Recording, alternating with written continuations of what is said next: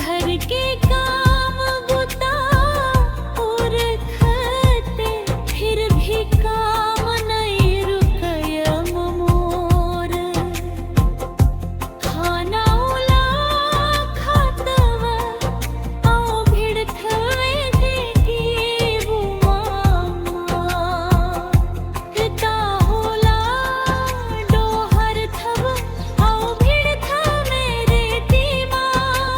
रेती डोहर डोहर थव थक जाथे मोर शरीर। तब होले घर के मन नहीं कहे कि सुरताले।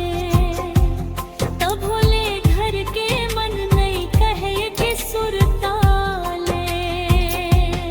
इही हरे संगवारी हो हम सब मन के बुता। तो हमन ह बना हन संगवारी हो गाना ते ह अलवा जलवा हावे।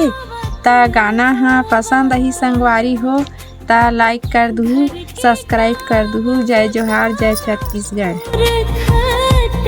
फिर भी काम